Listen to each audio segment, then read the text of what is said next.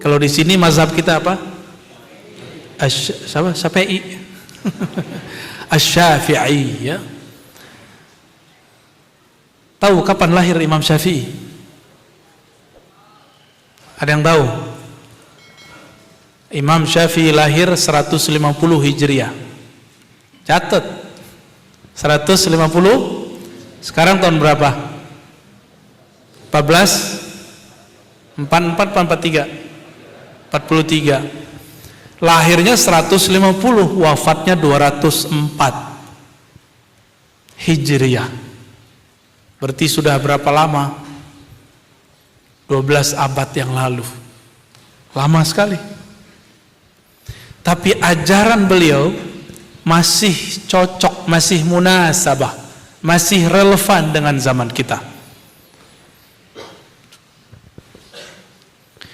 Imam Syafi'i berguru kepada Imam Malik. Imam siapa? Imam Malik wafatnya 179. Berarti waktu Imam Malik wafat, Imam Syafi'i umur berapa?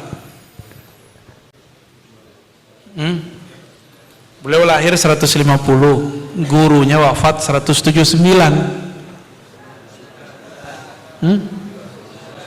Benar, 29. 19 pada 9.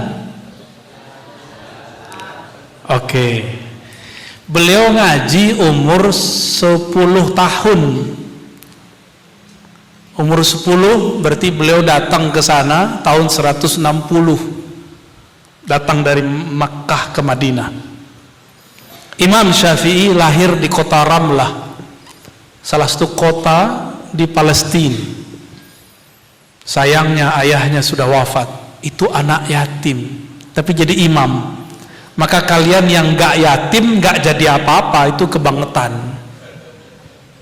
Ya, ini anak yatim jadi imam, masa kalah? Apalagi yang sudah yatim, tambah semangat. Ya, yang sudah yatim gak usah khawatir.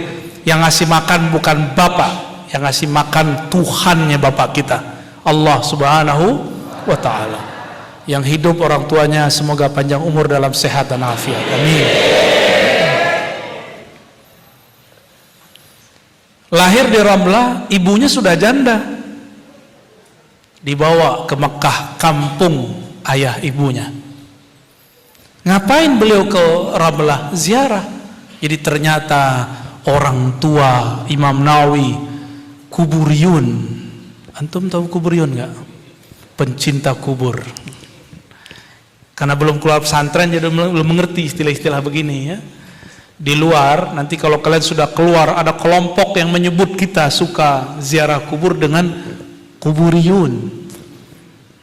Halo kuburiyun. Ini kayaknya depan saya bau kubur semua nih.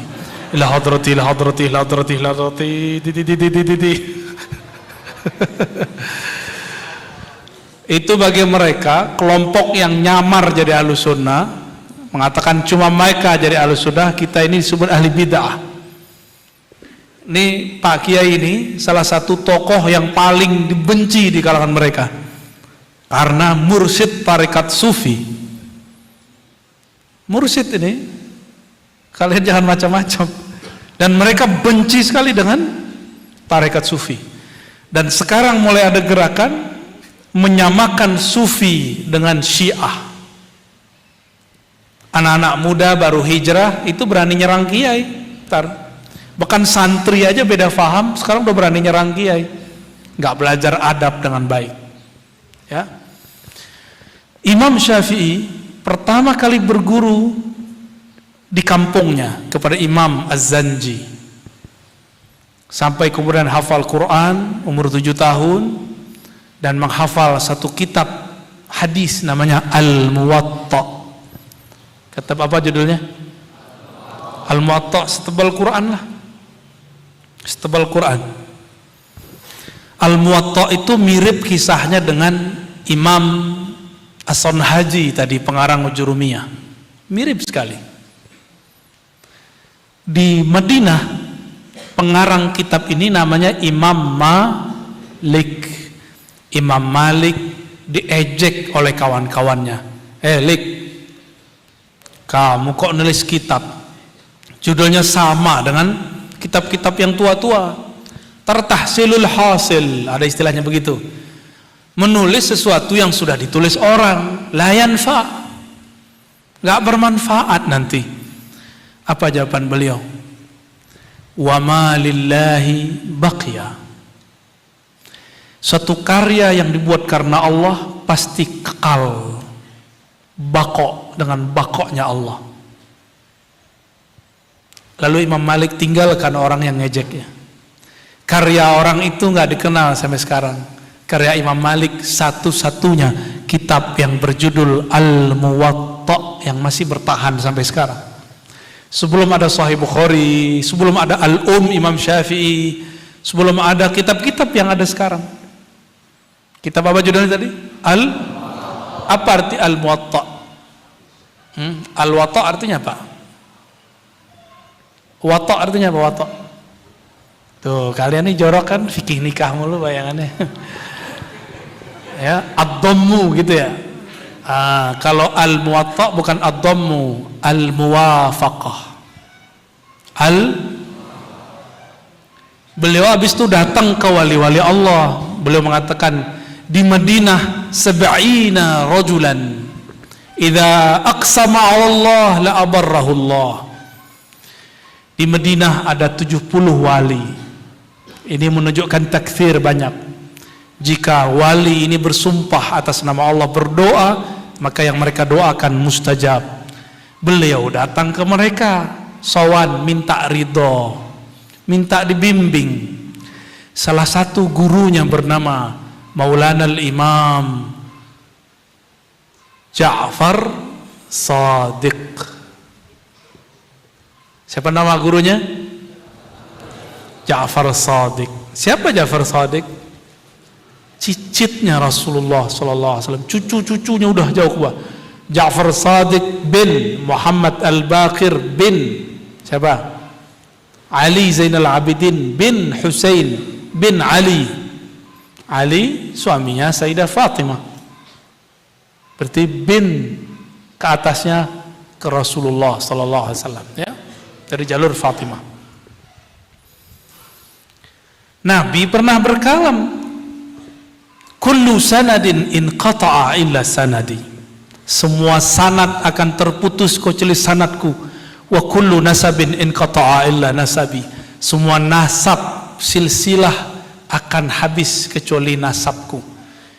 Maka coba lihat sekarang orang yang punya terah kepada Rasulullah, pasti nasabnya dikekalkan Allah. Sekarang yang bisa dicek cuma zuriat Nabi. Ini habaib sayyid itu bisa disebut fulan min fulan fulan sampai ke Nabi Adam bisa. Ya barangkali Pak Kiai dari jalur yang mana ketemu itu. Ya. Karena biasanya pendiri-pendiri pesantren yang lama itu ada kawin campur dan di atas ada Azmat Khan. Kalau beberapa tempat di Lasem itu ada Basyaiban. Itu mereka zuriat Rasulullah semua. Cuma orang-orang kita dulu tidak mementingkan itu. Yang penting dakwah berkembang. Nasab belakangan. Maka bedalah dengan keturunan Hadramaut generasi terakhir. Datang mereka tinggal di kauman yang di sekitar alun-alun, nasabnya lebih terjaga. Kenapa? Karena umat yang dulu dididik oleh keturunan Azmat Khan sudah mengerti adab kepada zuriat Nabi Sallallahu Alaihi Wasallam. Hampir semua kiai-kiai pesantren Jawa yang sepuh ada nasab kepada Sadah Ba'lawiyah, ya, pasti ada. Atau Sada Sayyidina Azmat Khan Ahmad, ya. Itu Imam Syafi'i menghafalkan kitab apa tadi? Umur 10 tahun sudah hafal. Saya punya guru sebelum beliau mendirikan sekolah tinggi Imam Syafi'i di Cianjur, beliau pernah ngajar kami 3 tahun berturut-turut. Beliau umur 10 tahun hafal kitab Al-Muwatta. Jadi beliau terobsesi sekali pengen seperti Imam Syafi'i. Betul sampai sekarang beliau menjadi pembela mazhab Syafi'i. Dari beliaulah saya mengambil mazhab Syafi'i, usul fiqih Syafi'i, dan akidah Asy'ariyah Maturidiyah. Sanadnya dari Maulana Syekh Hasan Hitu Al-Azhari Ad-Dimashqi. Beliau asalnya Damaskus, tamatnya Azhar.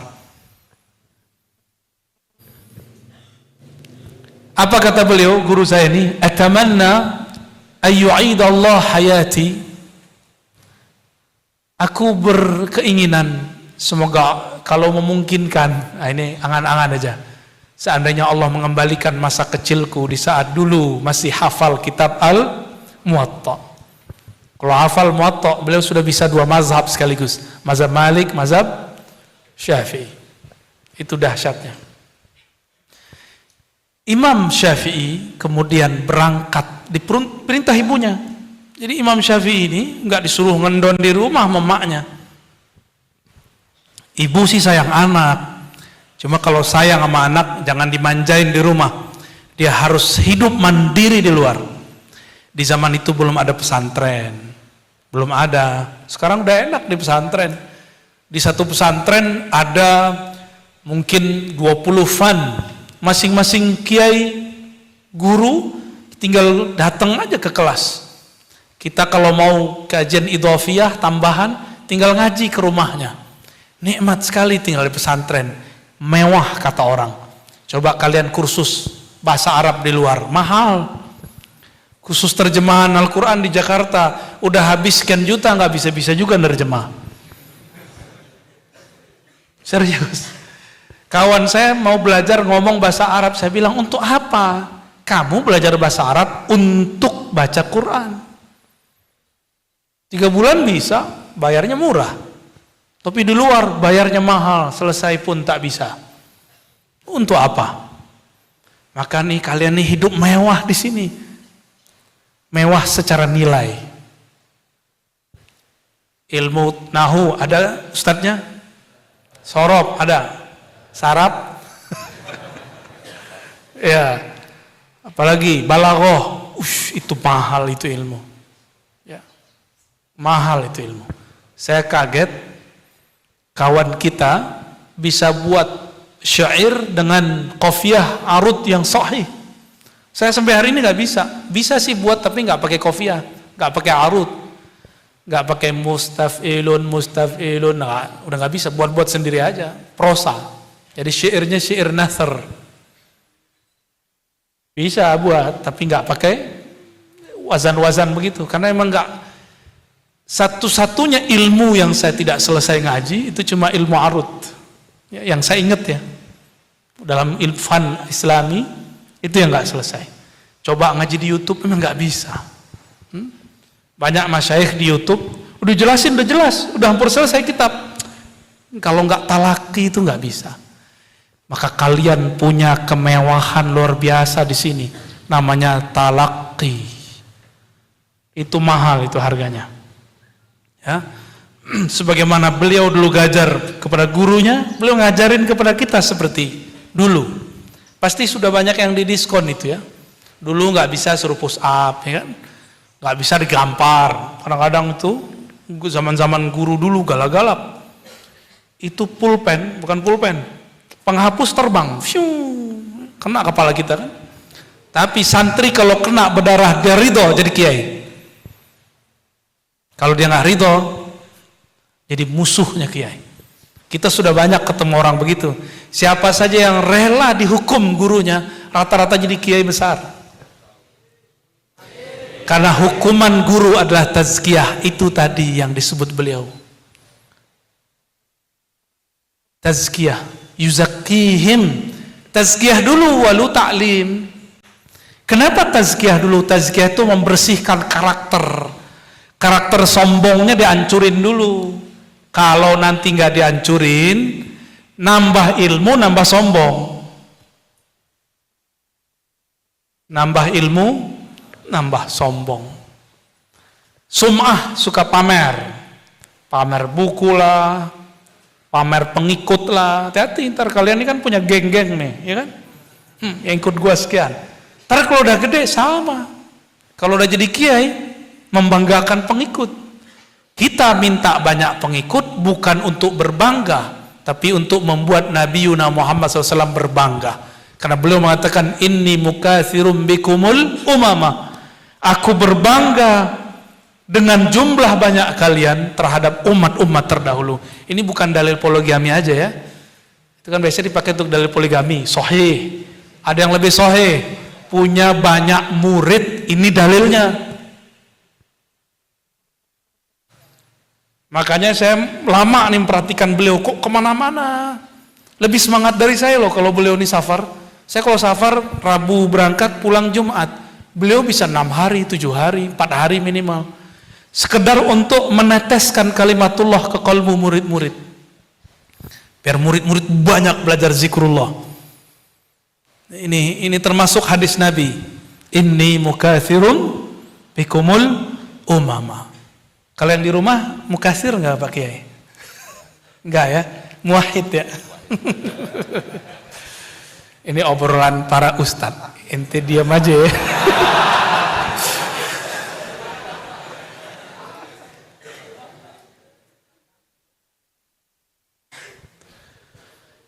Jadi kalau ujub, rasa ujub nih, kagum, wah ini hati-hati.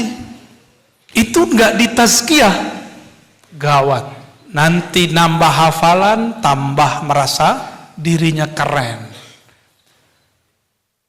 Murid ditanya oleh guru bisa jawab, bisa ujub. Kalau nggak ditazkiyah, maka tazkiyah ini bukan hanya dengan riyadhah. Diperintah ngepel. Nikmati aja itu. Habiskan sisi kedirian kita, keegoan. Disuruh nyapu, nikmati. Tidak ada kiai besar di dunia ini kecuali dia pernah disuruh-suruh kiainya. Gurunya disuruh ngapain kek? Yang paling enak disuruh kawin. Oh ini dalilnya banyak ya. Maulana Imam Bahauddin Shah Naqsyaban itu dipaksa nikah sama gurunya, sama putrinya sendiri. Kamu nikah sama anak saya, kata Mirukulal. Nikah, kata Imam Bahauddin muda. Waktu nikah umurnya baru 19 tahun. Bayangin coba, kalian umur berapa? Kayaknya umurnya udah 29 nih. Itu beliau disuruh umur 19 tahun. Apa kata beliau? Belum jadi sufi, masih belajar riyadhah, masih khidmah. Dulu disuruh ngapain aja, disuruh ngambil air, minum, nyuci, apa aja. Tiba-tiba gurunya melihat ini murid kok beda, yang ngaji tiap hari nggak ditawarin nikah, tapi yang khidmah ditawarin. Nah, Bahauddin, maukah engkau menikahi putriku? Waduh, senangnya ya. Apa kata Imam Muhammad Bahauddin? Ya Sayyidi, wahai tuanku, ana rajulun faqir. Saya ini masih fakir, belum kerja. Nanti saya kasih makan apa anak engkau? Di situ marah beliau. Emang Tuhanmu siapa? Gitu. Emang Tuhanmu pernah tidur? Waktu dulu saya nikah, umur saya kan 23 setengah, mau masuk 24 ya. Bapak saya juga seorang khalifah murid dari Thariqat Naqsyabandiyah. Beliau nanya, nak, ntar anak orang kamu kasih makan apa? Saya balikin, kok Tuan Khalifah nanya begitu? Emang Tuhan kita beda? Kita candain aja. Dengar saya jawab begitu, beliau senang. Berarti kolbu anaknya nyambung sama Allah. Karena kalau bergantung kepada Allah, kerjaan 1000 pabrik ditutup, 1000 kantor bubar, dia tetap bergantung kepada Allah. Gak usah khawatir ya. Gak bisa di sini ya di situ ya. Di mana-mana bumi Allah luas kok. Maka jangan jadi mental orang kantoran, walaupun ngantor boleh. Kalau nggak ngantor nganggur, jangan. Gak boleh nganggur hidup ini. Kerjalah di kantor tapi mental jangan kantoran. Jadilah pegawai tapi jangan mental pegawai. Mentalnya harus orang-orang yang aktif. Imam Malik ditawarkan menjadi seorang profesor. Bahkan bapaknya ilmu mahkamah pengadilan. Bahkan kitabnya mau dipakai untuk jadi panduan dalam mahkamah di dinasti Abbasiyah. Beliau tolak, hidup, mazhabnya jalan sampai sekarang. Maka mazhab Syafi'i itu separohnya mazhab Malik. Mazhab kita Syafi'i ini separohnya mazhab Malik. Maka kalau kita nih ketemu mazhab Maliki, dalam adab kesufian itu makruh kita jadi imam, mereka jadi imam. Ini pesan dauh Maulana al-Imam Abdul Wahab Asy-Sya'rani dalam kitab beliau. Banyak sekali ya, ada Al-Minan, ada Al-Mizan Al-Kubra. Dianjurkan santri-santri yang sudah matang ilmu fikihnya, lalu kuat pemahaman tasawufnya, dianjurkan baca kitab Al-Mizan Al-Kubra oleh Imam Asy-Sya'rani. Berkebuka. Imam Syafi'i berangkatlah ke Mekah. Sampai di Mekah umur 10 tahun. Ada yang 10 tahun nggak di sini? Nggak ada. Ini yang paling kecil berapa nih? 12. Kamu berapa? Enggak, tuh. Kamu berapa? 19. Wajah kok masih 12? Dia udah berkhayal tuh Pak Kiai. Oke, 19 tahun ya. Saya 19 tahun sudah belajar 4 thoriqah. Alhamdulillah, sudah disuruh mentalkin orang. Kalau ada murid datang kata guru talkin. Udah ngampus dulu umur 19. Cuma nggak dikasih ijazah umur 19. Lagi asik-asik bilang nggak boleh talkin. Jadi ternyata ditarik, dilepas itu tazkiyah. Lagi senang-senang belajar kanuragan, silat. Saya minta izin sama guru saya, umur 25 tahun, ya, ijazah sudah dapat, tapi belum dikasih juga ini lembaran thariqatnya, ijazah thariqatnya. Saya patuh, karena kita emang nggak mau cari ijazah, kita mau kenal Allah Subhanahu wa Ta'ala. Tiba-tiba saya senang belajar silat. Saya minta izin, Abu ya izinkan saya untuk belajar silat. Kalau silat lidah kan nggak perlu belajar kan? Ini mau silat beneran ini. Tahu-tahu beliau ngomong, kamu mau jadi pemarah atau mau jadi penyabar? Ya pasti penyabar lah. Ya udah, tahan dulu ya. Wah, padahal sudah bikin janji, mau bawa orang, mau ketemu dengan ini itu, udah saya janji. Mau ketemu siapa aja, mau belajar silat, mau belajar debus, macam-macam, ilmu kanuragan lah. Tapi di saat guru kita dawuh begitu, tasdik atau tidak?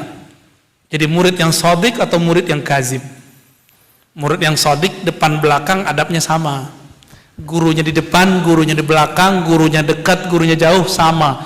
Gurunya hidup, gurunya mati, adabnya sama. Itu murid sodik. Jadi ada berapa jenis murid? Murid sodik, murid kazib. Ini Imam Sya'rani juga yang bagi nih. Murid sodik, murid yang lahir batin dia betul-betul beradab kepada gurunya. Ghaib dan hadir sama. Beda dengan murid yang kazib. Malah kalau perlu adu-adu kiai antar kiai. Ya. Kalau perlu omongin kiai di belakang orang. Kiai ini dapat hadiah mobil nih misalnya. Kiai saya tidak zuhud. Omongin begitu hilang ilmu antum, ya. Coba aja. Kiai kita lagi keluar kota nih, ada orang meninggal samping. Kiai ini nggak punya perasaan. Masa tetangganya meninggal, dia nggak takziah. Ada kalian ngomong begitu? Nuzi'at ankal barakah. dihapus, dicabut keberkahan dari kalian. Karena su'ul adab, nggak berbaik sangka kepada guru. Guru itu bukan malaikat, bukan nabi, tapi adab harus dijaga. Imam Abu Hanifah, siapa? Itu kawannya Imam Malik. Cuma beliau kalau debat sama muridnya Abu Yusuf. Abu Hanifah punya murid Abu Yusuf, dulu pernah datang ke Imam Malik debat. Gurunya Abu Yusuf, yaitu Abu Hanifah,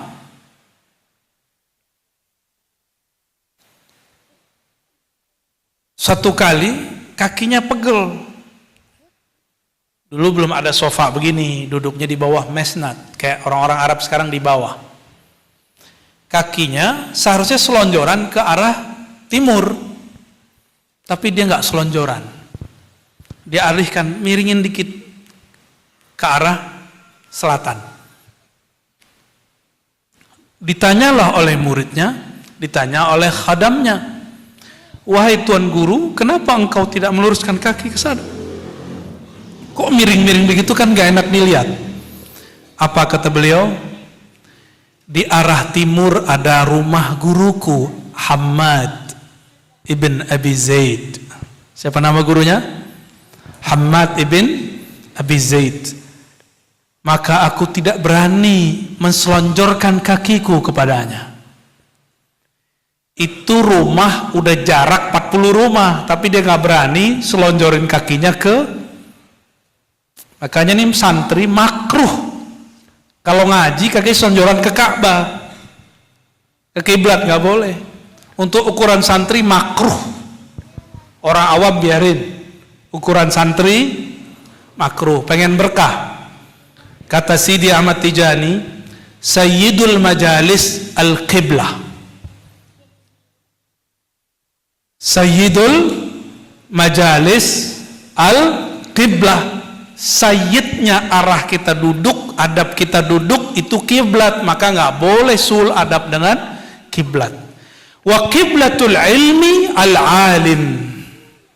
Sedangkan kiblatnya ilmu orang alim, itu kalam saya, bukan kalam Sidi Ahmad Tijani ya.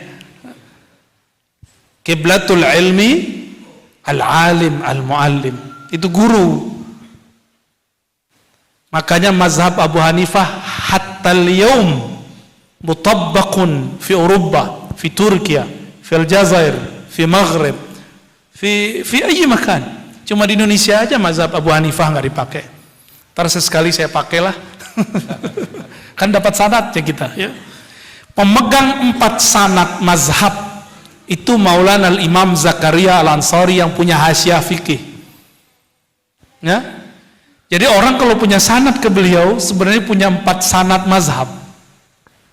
Itulah sebabnya karena pendiri Nahdliyin itu mengerti dengan sanad ini, dalam asasnya NU harus ikut 4 mazhab.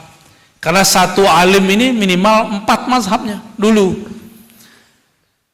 Ternyata tadi ngobrol-ngobrol dengan Pak Kiai, beliau pernah bertemu di Mekah beberapa bulan sebelum wafatnya Syekh Muhammad Yasin Al-Fadani, pemegang 4 sanad. Dan beliau berfatwa dengan 2 mazhab, 4 sanad mazhab, dan berfatwa dengan 2 mazhab, Syafi'i dan Hanafi. Nulis 2 mazhab, Syafi'i dan Hanafi. Jadi boleh kalau sanggup. Kalau nggak sanggup ya jangan. Ya, 1 aja belum beres. Matan takrib khatam kan? Khatam nggak?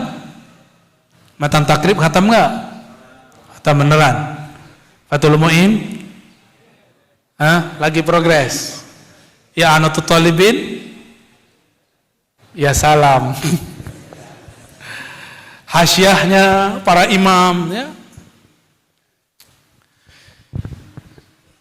Itu adab.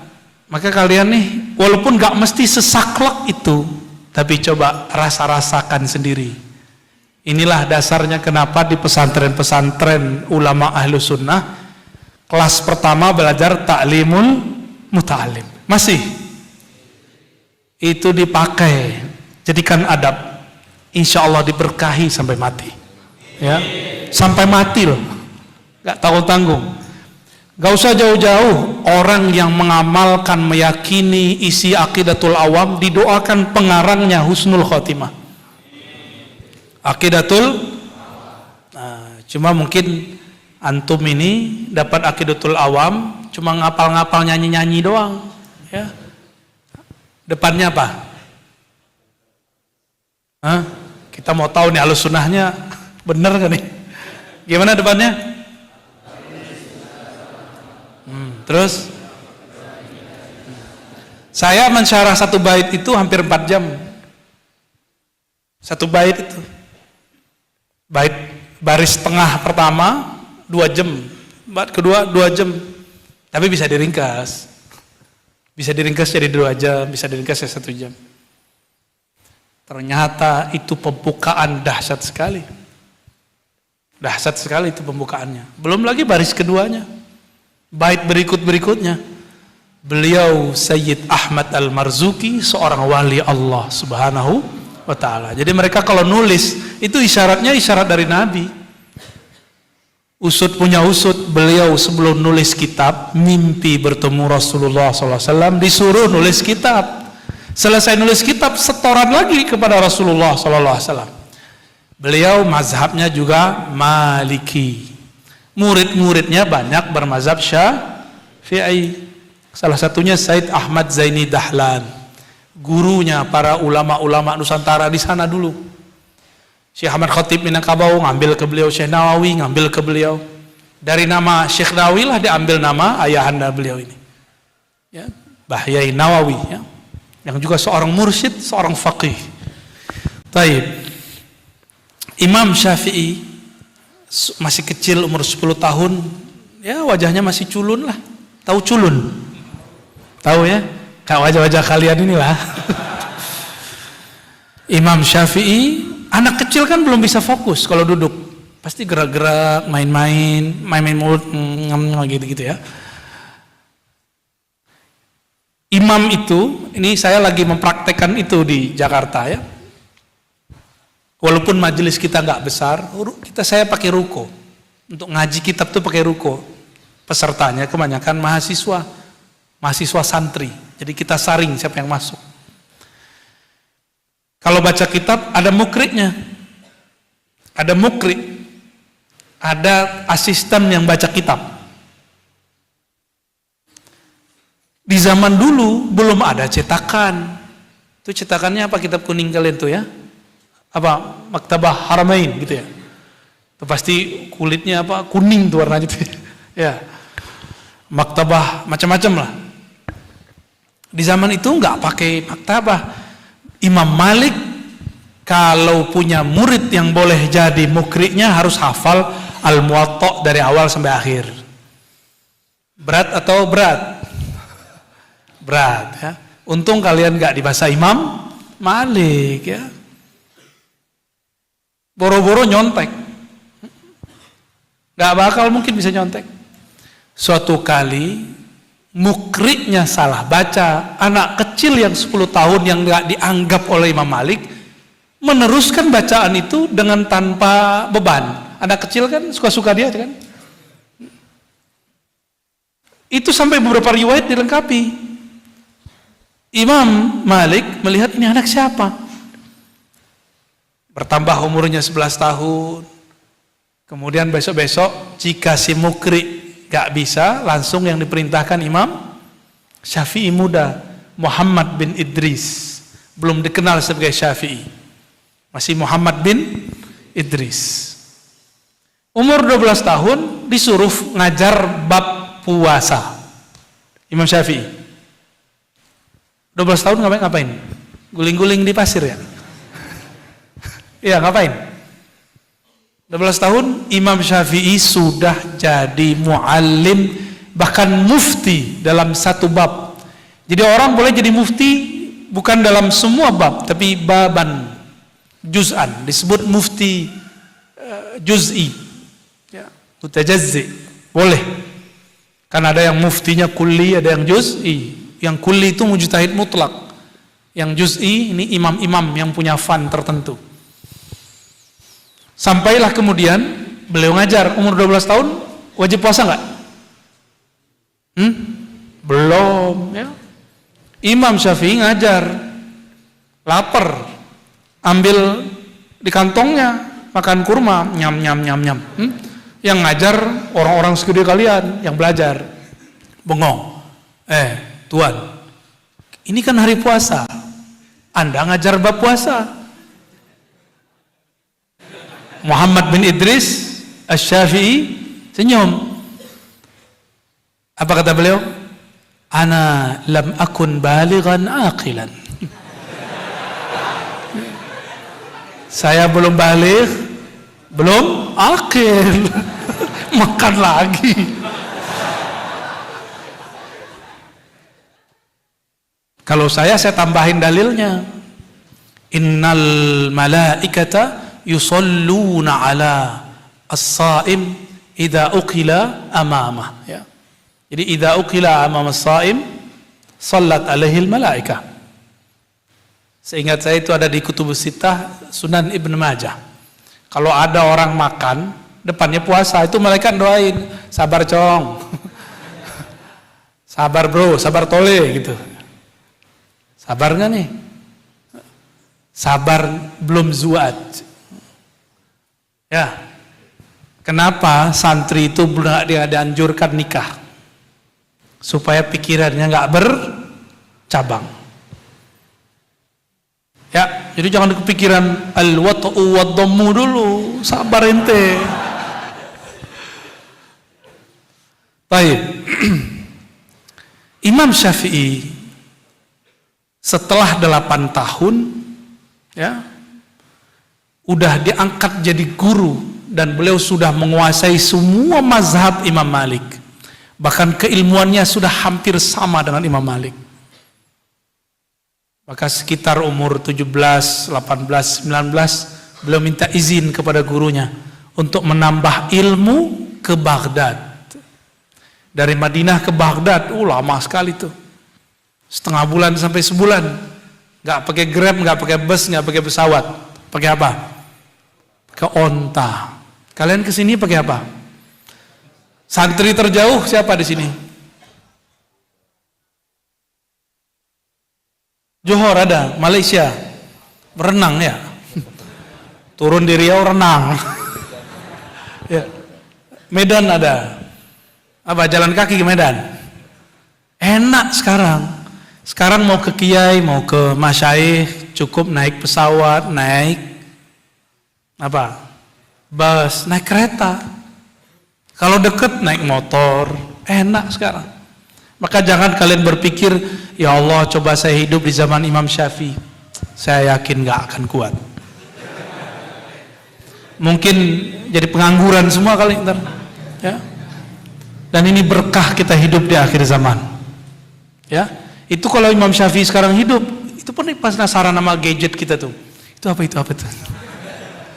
Ntar keluar fatwanya habis make. Kalau kalian kan nggak keluar fatwa. Beliau keluarin fatwa antar tuh. Ini boleh jika begini, tidak boleh jika begini. Kacau kan tuh. Beliau kemudian ngaji ke Baghdad, ketemu Abu Yusuf yang dulu mendebat gurunya sendiri, Imam Malik. Ketemu Muhammad bin Hasan Syaibani, murid Imam Malik dalam hadis, tapi mazhabnya Abu Hanifah. Tapi Imam Syafi'i diam-diam waktu di Madinah sudah belajar ilmu debat. Sampai ketemu Abu Yusuf, berdebat dengan Abu Yusuf, dibuatlah kitab judulnya Apa judul kitabnya? Al-Um itu hasil berdebat dengan kelompok yang kemudian disebut Ahlur Ra'yi. Ahlur Ra'yi ini pengikut Imam Abu Hanifah. Jadi berguru bahkan kalaupun beda faham. Berguru walaupun beda faham. Dan para sang adab, nggak ada nggak pakai adab.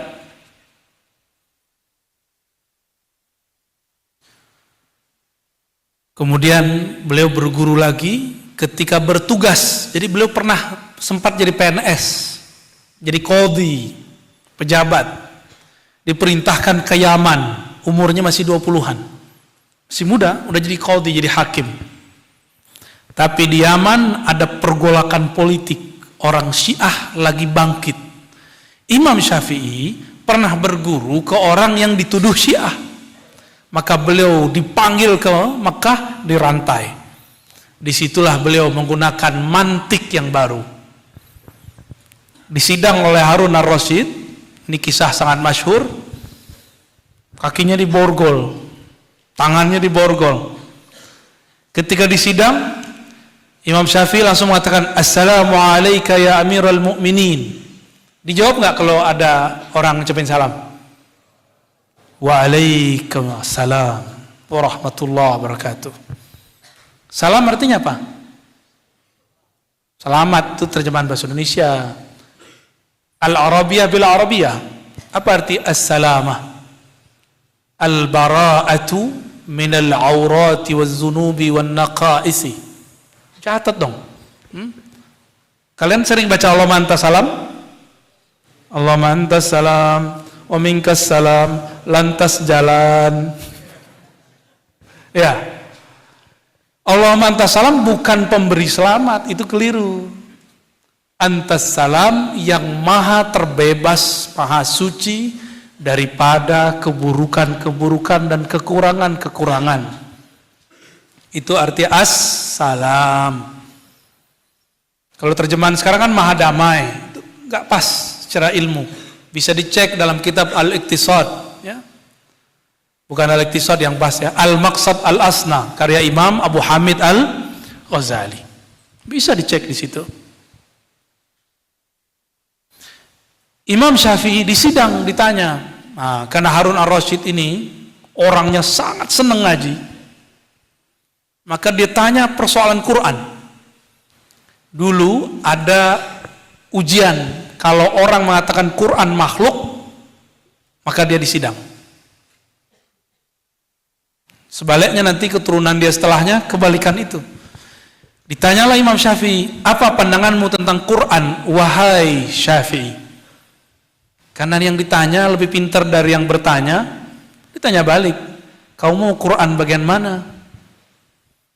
Mau muhkamnya, mau mutasyabihnya, mau nasikhnya, mau mansukhnya, mau asbabun nuzulnya, mau am, mau khas, muqayyad, mutlak. Itu Amirul Mukminin ini langsung palanya ngebul. Pelan-pelan. Maksud kamu apa? Itu muhkam mutasyabih itu apa? Baik, jika engkau ingin mendengar penjelasanku, karena aku sudah mengucapkan salam engkau dan membalasnya, maka tepati kata-katamu, lepaskanlah. Borgolnya dilepasin dulu. Lepasin. Tambah menarik ini orang. Jadi Imam Syafi'i mulai dilirik oleh orang yang nyidang dia. Dijelaskan oleh Imam Syafi'i, muhkam ini, mutasyabih ini, asbabun nuzulnya apa? Bengong dia bilang, di Baghdad belum ada orang kayak ente. Imam Syafi'i sih senyum aja. Yang di Baghdad murid saya semua. Imam di Baghdad siapa? Imam Ahmad bin Hambal, murid dia. Husain Al-Qarabisi, murid dia. Di Makkah aja nggak ada, betul di Makkah aja murid dia. Al-Humaydi, muridnya di Mekah, itu murid Imam Syafi'i semua. Paling tinggi temannya dia, temannya waktu dulu ngaji ke Imam Malik. Waktu Imam Syafi'i membacakan hadis, dia ngorok di belakang. Kira-kira gimana? Keder semua kiai-kiai Baghdad sama Kiai Muhammad bin Idris Asy-Syafi'i. Ya, kira-kira begitu. Kenapa beliau bisa sehebat itu? Satu, doa ibunya. Yang kedua, adabnya kepada guru. Yang ketiga paling penting, mulazamah. Ini yang paling berat, mulazamah kepada guru. Ya, ini paling berat nih. Disuruh mulazamah itu paling berat. Saya waktu ngaji dulu kepada guru saya, Romo Kiai Ali Mustafa Yakub, tidur mungkin cuma 2 kali, itu pun karena badan saya nggak enak, badan saya sakit. Ngaji kayak gini, itu nggak pernah tidur, cuma 2 kali itu pun langsung bangun. Maka huruf per huruf kata-kata beliau, dawuh beliau saya ingat sampai hari ini. Enggak pakai hafalan, cukup pakai cinta. Saya katakan, ya Allah saya cinta guruku. Maka semua kalamnya muncul. Imam Muhammad bin Idris Syafi'i mencintai gurunya. Maka dia cukup ingat wajah gurunya, hafalannya langsung keluar. Ya, ini Tariqatul Hifz, Asra'ut Turuq fil Hifz. Cara cepat menghafal, cintai guru yang mengajarkan hafalan. Ya. Kalau udah namanya robitoh, berkaitan hati kita dengan guru. Nah terakhir, itulah ya tadi yang disebut mazhab Imam Syafi'i. Kenapa mazhab ini berkembang sampai sekarang? Karena memang orangnya spesial, dia berguru kepada orang spesial. Yang terakhir ini yang paling penting, menyempurnakan agama dengan tasawuf. Hasil muktamar yang tadi, yang ketiga disebut ahlu sunnah adalah orang-orang yang melestarikan tasawuf. Melestarikan apa? Tasawuf itu seperti fikih. Kalau di fikih ada jalurnya disebut mazhab, dalam tasawuf jalurnya disebut dengan thariqah. Kalau di hadis disebut riwayah. Tuh beda kan? Riwayat, mazhab, thariqat. Ada riwayat yang sahih, ada riwayat yang dhaif. Sama, ada mazhab yang kuat, ada mazhab yang lemah. Ada thariqat yang nyambung kepada Rasulullah, ada thariqat yang enggak nyambung. Ada yang mu'tabarah, ada yang tidak mu'tabarah. Dan Kiai antum yang di hadapan antum di samping saya ini salah satu tokoh yang memegang sanad yang sahih itu. Baik secara akidah, baik secara fikih, apalagi secara tasawuf. Ya. Jadi kalian beruntung. Semoga umur beliau panjang dalam taat, dalam sehat afiat. Amin ya rabbal alamin. Amin. Amin, selesailah Ustaz, udah panas. Ya. Maka orang disebut ahlu sunnah mesti tiga. Nah, kalian udah belajar tasawuf belum?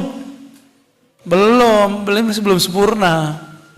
Jadi sempurna agama bukan dengan menikah. Sempurna agama dengan tiga ini. Tapi itu rumusan ulama Al-Azhar. Itu juga yang dirumuskan sebelum kemerdekaan oleh Hadratus Syekh Hasyim Asy'ari. Hadratus Syekh Hasyim Asy'ari belum kebayang Al-Azhar ngomong begitu. Tapi di akhir masa ini, di akhir zaman ini ada tambahannya sesuai hadis Nabi. Harokah. Tambahin yang keempat apa? Harokah.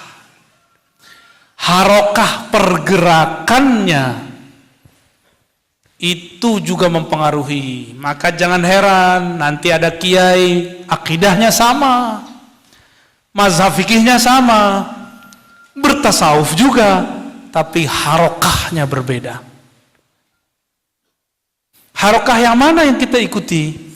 Yang tujuan harokah ini kan banyak, pergerakan-pergerakan, organisasi ini, harokah ini, jam'iyah ini, semuanya harus mengikut kepada hadis Imam Ahmad. Apa kata Nabi SAW? Nanti setelah ada khilafah Rasyidin, ada mulkan adhan, kekuasaan yang masih menggigit Al-Quran Sunnah, masih berpegang teguh. Habis itu mulkan jabbaran, otoriter, orang-orangnya nggak ada rasa kasih kepada orang, gak punya rahmah di kolbunya, beda dikit benci, kiainya beda sama dia tentang kiainya. Khawarijul asar, mereka lah khawarij zaman ini. Nabi mengatakan summa takunu khilafatan ala minhajin nubuwah. Di akhir zaman ada khilafah. Khilafah itu artinya pemerintahan yang menggantikan sebelumnya. Ala minhajin nubuwah, manhajnya manhaj nubuwah. Nubuwah itu kata Imam Al-Hakim At-Tirmizi, al-ilmu billah yang berdasarkan ma'rifatullah, mengenal Allah SWT. Allah itu banyak sayangnya, rahman rahimnya daripada syadidul batshi, syadidul iqab, itu jarang disebut di Quran. Lebih banyak rahman dan rahim. Maka harokah yang masuk kepada harokah ala minhajin nubuwah adalah harokah fiha rahmatun lil alamin, yang di dalam dirinya ada harokah. Nubuwah itu ruhani, ruhani itu nanti menyampaikan ilmunya kepada kolbu. Maka orang-orang yang ala minhajin nubuwah pasti sibuk membersihkan kolbunya, bukan membersihkan pandangan-pandangan orang terhadap dirinya. Ya, jadi nanti kalau kalian keluar dari ma'had ini, takharruj, sudah lolos, khirij, sempurnakan dengan harakah, pergerakan yang berdasarkan nubuah Nabi Muhammad SAW. Kalau nubuah, maka yang memegang nubuah itu pasti seorang walayah yang mempunyai kewalian, pasti. Dan dia pasti bergerak dengan isyarat-isyarat ilahiyah, gak pakai nafsu, gak pakai ambisi, tidak pakai kebencian, tapi pakai kasih sayang. Nanti kalian akan faham kalau sudah keluar, ya, apa yang saya katakan. Ada kiai 3 di depan ahlu sunnah, tapi harokahnya tidak ahlu sunnah, harokahnya khawarij banyak. Penciriannya itu beda dikit, berarti kiainya sudah dianggap belot. Beda coblosan politik dianggap pengkhianat. Kalau sudah sampai ke sana, berarti sudah alamin haji nubuahnya sudah hilang. Ya, berarti ada 4 ya karakter ahlus sunnah. 3 sudah dirumuskan ulama kita terdahulu, 4 kita tambahkan berdasarkan hadis ini, karena faktanya sudah sangat berat. Barangkali itu Pak Kiai, Adinda, para santri sekalian, para asatis yang dapat saya sampaikan. Ada diskusi? Oke, tafadhol ya.